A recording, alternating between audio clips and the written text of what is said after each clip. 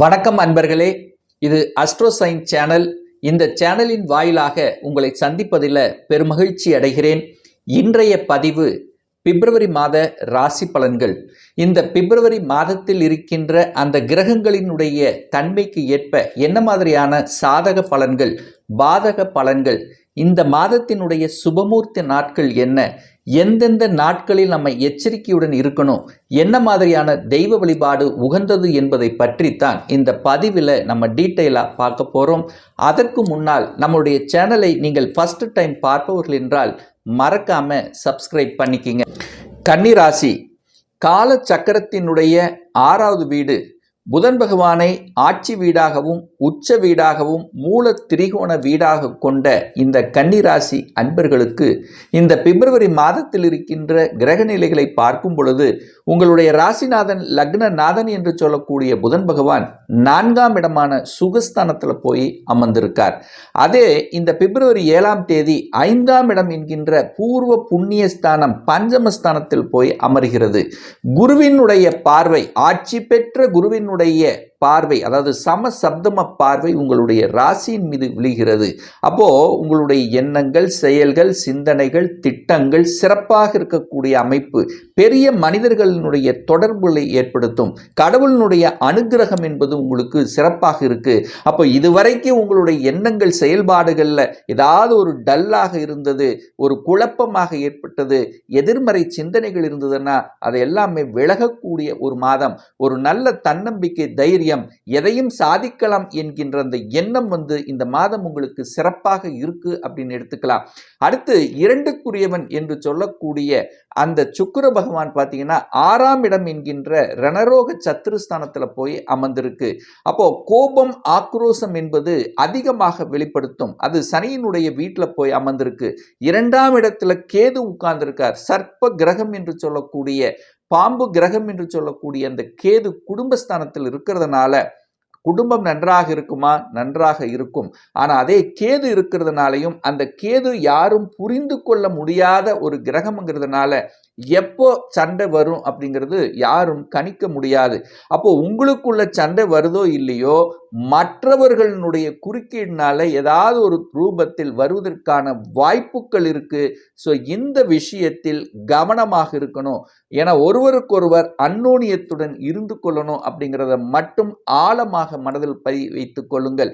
அப்போ உங்களுக்குள்ள நல்ல அண்டர்ஸ்டாண்டிங் இருக்குமானா இருக்கத்தான் செய்யும்.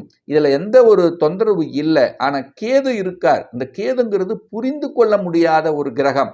அப்போ 2 பேர்த்துக்குள்ள எந்த ஒரு டீலாக இருந்தாலும் 2 பேரும் பேசி முடிவெடுத்துக் கொள்வது உங்களுக்கு அனைத்து விதத்திலும் சிறப்பு. அதே சமயத்தில் வாக்கு சம்பந்தப்பட்ட விஷயங்கள், எந்த வாக்கு நீங்க கொடுக்கணுமோ அதை மட்டும் கொடுத்து கொள்ளுங்கள். மற்றவர்களுடைய குடும்ப விஷயத்துக்கு செல்லவே வேண்டாம். உங்க குடும்ப விஷயத்துக்கு மற்றவர்களுடைய குறுக்கீடு வராமல் பார்த்து கொண்டாலே இந்த கன்னி ராசினருக்கு தனம் சார்ந்த விஷயங்கள், குடும்பம் சார்ந்த விஷயங்கள், வாக்கு சார்ந்த விஷயங்கள் சிறப்பாக இருக்கக்கூடிய அமைப்பு தான். சரி, 3ஆம் இடத்தின் அதிபதி என்று சொல்லக்கூடியவர் செவ்வாய் பகவான். அந்த செவ்வாய் பகவான் 9ஆம் இடம் என்கின்ற அந்த பாக்கியஸ்தானத்தில் இருந்து அந்த 3ஆம் இடத்தை பார்க்கிறார். அப்போ இதுவரை சகோதர வகையில் இருந்து வந்த கருத்து வேறுபாடுகள் மறையக்கூடிய ஒரு தன்மைத்தான். குருவினுடைய பார்வையும் 3ஆம் இடத்தின் மீது பதிகிறது. அந்த 3ஆம் இடம் என்பது என்ன? மனம் சம்பந்தப்பட்ட விஷயங்கள், கருத்து வேறுபாடுகள் சம்பந்தப்பட்ட விஷயம், சகோதர சகோதரிகளுக்கு இருந்து வந்த அந்த கருத்து வேறுபாடுகள் எல்லாமே உங்க பேச்சுவார்த்தையின் மூலமாக சரியாகக்கூடிய அமைப்பு தான். மனதில் இருந்து வந்த குழப்பங்கள் எல்லாமே சரியாகக்கூடிய அமைப்பு தான். பிரயாணத்தில் அலைச்சல் திருச்சலை ஏற்படுத்தி கொண்டிருந்தவர்களுக்கு இப்போ பிரயாணத்தின் மூலமாக நல்ல பல அனுகூலங்கள் கொடுக்கக்கூடிய அமைப்பு தான். அதே சமயத்தில் தகவல் தொடர்பு துறை, கம்யூனிகேஷன், நெட்வொர்க், எலக்ட்ரிக்கல், எலக்ட்ரானிக்ஸ் இந்த துறையில் இருக்கின்ற இந்த கன்னிராசி அன்பர்களுக்கு ஒரு புதிய உத்வேகத்தை தரக்கூடிய ஒரு மாதமாக உங்களுக்கு அமையும். பத்திர பதிவு சார்ந்த துறையில் இருப்பவர்கள் உங்களுக்கு ஒரு பத்திர பதிவு நடக்கக்கூடிய அமைப்பு, அதாவது வீடாக இருக்கட்டும், நிலமாக இருக்கட்டும், பத்திர பதிவு சம்பந்தப்பட்ட விஷயங்கள் அனுகூல பாக்கியத்தை தரக்கூடிய ஒரு மாதமாக உங்களுக்கு அமையும். 4ஆம் இடத்துல, அதாவது உங்களுடைய சுகஸ்தானத்தில் புதன் பகவான் உட்கார்ந்திருக்கார். அப்போ அந்த புதன் பகவான் அப்படிங்கிறது புத்திசாலித்தனம் மிக்க ஒரு கிரகம். அந்த புதனை வைத்து கொண்டு புத்திசாலித்தனமாக இதுவரைக்கு இந்த நிலம் சார்ந்த விஷயத்தில் பிரச்சனைகள் அந்த சொல்யூஷன் கிடைக்காதவர்கள் உங்களுடைய புத்திசாலித்தனத்தால அந்த பிரச்சனைகளை சால்வ் பண்ணக்கூடிய ஒரு மாதமாக உங்களுக்கு அமையும். அப்போ நிலத்துல பிரச்சனை இருந்து கொண்டிருந்தவர்களுக்கு எல்லாமே இப்போ உங்களுக்கு அந்த நிலம் கிடைக்கக்கூடிய தன்மைகள் அல்லது கருத்து வேறுபாடுகள், அதாவது உங்களுடைய தாயினுடைய மூலமாக சின்ன சின்ன கருத்து வேறுபாடுகள் இருந்தவர்கள் எல்லாம் அதிலிருந்து விடுபட்டு சுமூகமான உறவு கிடைக்கக்கூடிய அமைப்பை உருவாக்கும். ஒரு சிலர் வீடு, நிலம், வண்டி, வாகனம் வாங்கக்கூடிய அமைப்பையும் ஒரு சிலருக்கு உருவாக்கிவிடும். ஏன்னா சுக்கிரன் பாத்தீங்கன்னா இந்த மாதம் பிப்ரவரி 17ஆம் தேதி, அதாவது 15ஆம் தேதி என்று 7ஆம் இடத்துல போய் அமர்ந்து உங்களுடைய ராசியை பார்க்கிறார். அப்போ செவ்வாய் பகவானும் 9ஆம் இடமான பாக்கியஸ்தானத்தில் உட்கார்ந்திருக்கு. ஸோ இதெல்லாமே பார்க்கும் பொழுது குரு பகவான் ஆட்சி பலத்துடன் வலிமையா இருக்கார். அப்போ நீங்க சொந்தமாக ஒரு நிலத்தை வாங்கக்கூடிய அமைப்பும், வீடு ஆல்டர் பண்ணக்கூடிய அமைப்பு அல்லது வீடு புதிதாக வாங்கக்கூடிய அமைப்பும், பழைய வண்டி வாகனத்தை விற்றுவிட்டு புதிய வாகனங்களை வாங்கக்கூடிய அமைப்புகளையும் சந்தர்ப்பங்களையும் உருவாக்கும் இந்த மாதம். சரி, 5ஆம் இடத்துல சூரிய பகவான் உட்கார்ந்திருக்கார். அப்ப அந்த சூரியனுங்கிறது 12க்குரியவன் அல்லவா? அந்த 12க்குரியவன் 5ஆம் இடத்தில் இருக்கும்போது குழந்தையினுடைய நலன் சார்ந்த விஷயத்தில் சின்ன சின்ன தொந்தரவுகளை கொடுத்திருக்கும். ஹீட்டு, உஷ்ணம் சம்பந்தப்பட்ட தொந்தரவு கொடுத்திருக்கும்.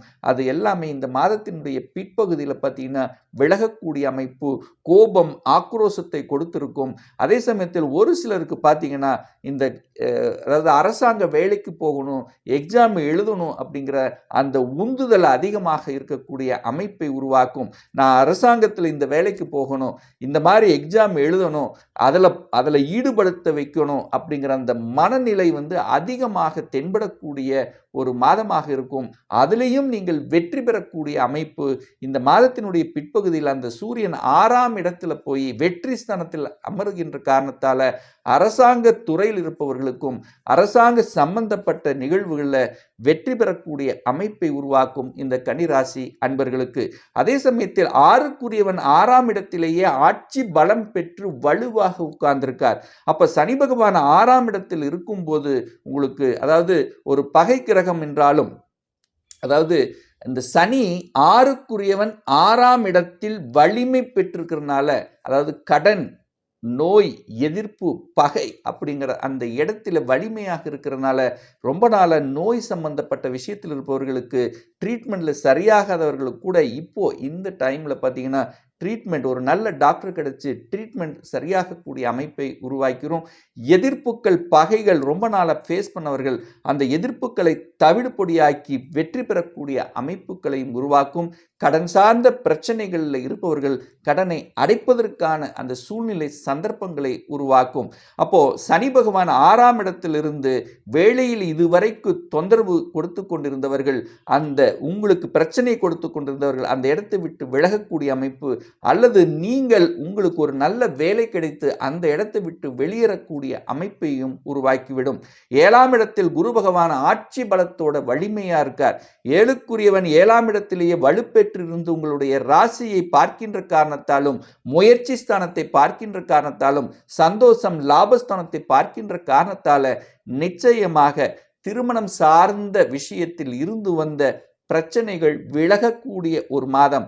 உங்களுக்கு ரொம்ப நாளாக ஒரு வரன் பார்த்து கொண்டு இருக்கோம், ஒரு சரியான ஸ்டேட்டஸ் நமக்கு கிடைக்கல அப்படின்னா நிச்சயமாக திருமணம் சார்ந்த சுப காரியங்கள் உங்களுக்காகவோ உங்களுடைய குடும்ப நபர்களுக்காகவோ நடந்தேறக்கூடிய ஒரு அற்புதமான ஒரு மாதம் அப்படின்னு எடுத்துக்கலாம். அதே சமயத்தில் பெரிய மனிதர்களினுடைய தொடர்புகளை உருவாக்கும், சமுதாயத்தில் அங்கீகாரம் கிடைக்கக்கூடிய அமைப்பு, அரசியல் இருக்கின்றவர்களாக இருந்தாலும், அதாவது அரசு பதவிகள் இருக்கிறவர்களுக்கும் கூட உங்களுக்கு ஒரு நல்ல ப்ரமோஷன் கிடைக்கக்கூடிய அமைப்பையும், நீங்கள் செய்த தொழிலுக்காக அல்லது நீங்கள் செய்த அந்த வேலைக்காக உங்களுக்கு ஒரு புகழையும் பட்டத்தையும் கொடுக்கக்கூடிய ஒரு அற்புதமான ஒரு மாதமாக இருக்கும் இந்த கன்னிராசி அன்பர்களுக்கு.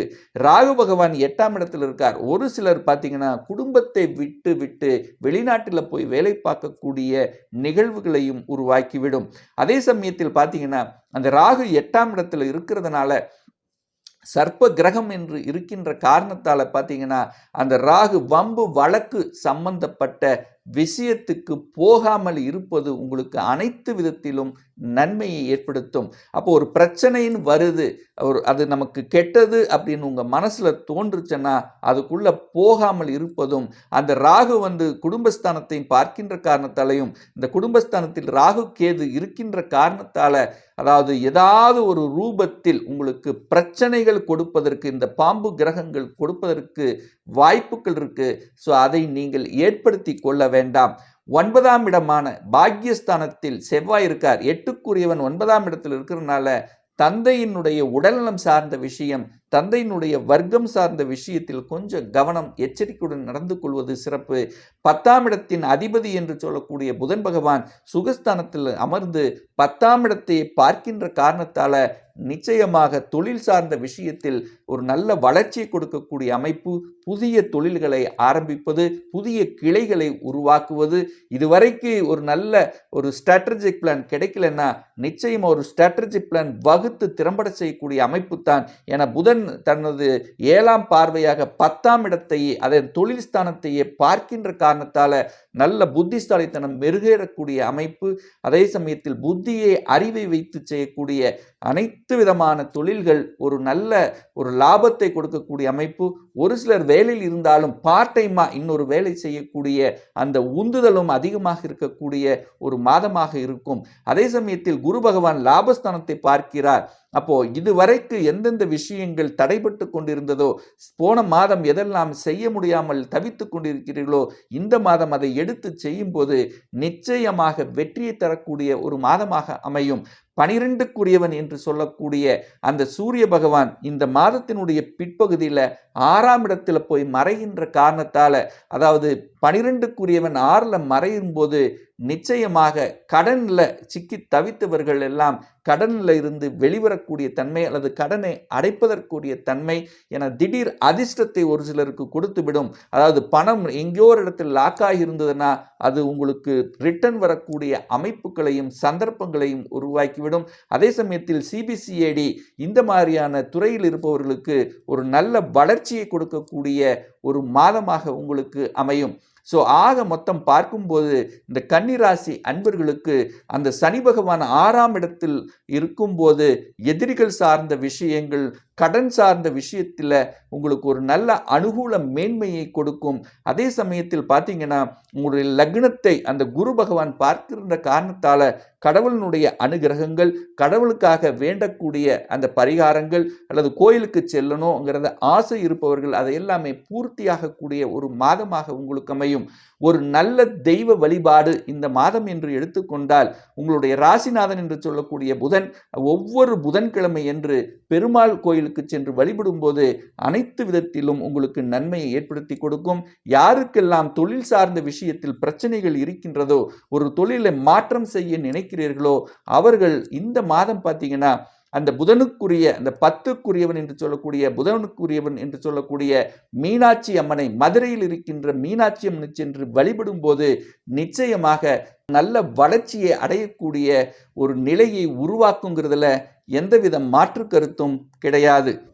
கன்னி ராசினருக்கு இந்த பிப்ரவரி மாதத்தில் ஒரு நல்ல சுபமூர்த்த நாட்கள் அப்படின்னு எடுத்துக்கொண்டால் பிப்ரவரி மாதம் 1ஆம் தேதி புதன்கிழமை, 3ஆம் தேதி வெள்ளிக்கிழமை, 10ஆம் தேதி வெள்ளிக்கிழமை, 12ஆம் தேதி ஞாயிற்றுக்கிழமை, 16ஆம் தேதி வியாழக்கிழமை, 22ஆம் தேதி புதன்கிழமை ஆகிய நாட்களில் அனைத்து விதமான சுப காரியங்களை செய்யலாம். சந்திராஷ்டமம், அதாவது உங்களுடைய ராசிக்கு 8வது இடத்துல சந்திரன் பிரயாணம் செய்யக்கூடிய அந்த நாட்கள், அதாவது மனோகாரகன் சந்திரன் 8ல் மறையும் போது மனதில் குழப்பத்தை தரும். அப்போ புதிய காரியங்கள், புதிய மாதிரியான விஷயங்கள் ஈடுபடுவதை தவிர்ப்பது நல்லது. அதே சமயத்தில் வண்டி வாகனத்தில் செல்லும் போது இந்த நாட்களில் எச்சரிக்கையாக இருக்கணும். அந்த நாட்கள் எப்படின்னா பிப்ரவரி மாதம் 24ஆம் தேதி முழுவதும், பிப்ரவரி மாதம் 25 முழுவதும், பிப்ரவரி 26 காலை 10:14 வரை உங்களுக்கு சந்திராஷ்டமம். இப்போ நான் சொன்னது எல்லாமே இந்த பிப்ரவரி மாதத்துக்குரிய ஒரு பொதுவான கோச்சார பலன்கள். இந்த ராசி நட்சத்திரத்தில் பார்த்தீங்கன்னா பல லட்சக்கணக்கான, அதாவது பல கோடிக்கணக்கான நபர்கள் இருப்பாங்க. எல்லாருக்கும் ஒரே மாதிரியான பலன்னா நிச்சயமாக இல்லை. ஏன்னா ஒவ்வொருவருடைய கிரக அமைப்புகளும் வேறுபடும், தசா புத்திகளும் வேறுபடும், அதற்கு தகுந்த மாதிரி பலன்களும் வேறுபடும்.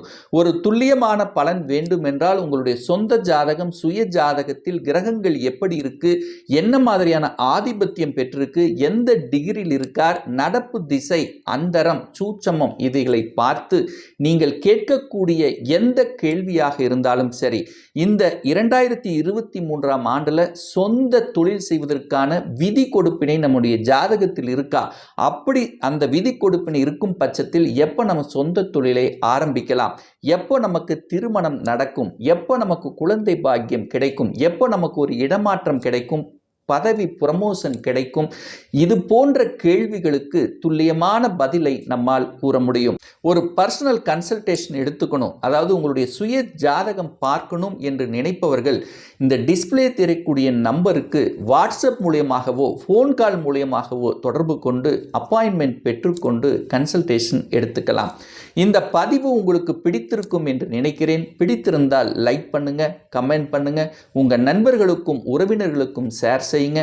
நம்ம சேனலை ஃபர்ஸ்ட் டைம் நீங்கள் பார்ப்பவர்கள் என்றால் மறக்காம சப்ஸ்கிரைப் பண்ணிக்கிங்க. பக்கத்தில் இருக்கின்ற பெல் பட்டன் மற்றும் ஆல் நோட்டிஃபிகேஷனை கிளிக் பண்ணும்போது நான் போடக்கூடிய அடுத்தடுத்த பதிவுகள் உங்களுடைய நோட்டிஃபிகேஷனில் வந்து சேரும். இந்த ராசி நட்சத்திர நேயர்கள் அனைவரும் வாழ்க வளர்க வளம் பெறுக என்று எனது வாழ்த்தினை தெரிவித்துக் கொண்டு விடைபெறுகிறேன். நன்றி, வணக்கம், வாழ்த்துக்கள்.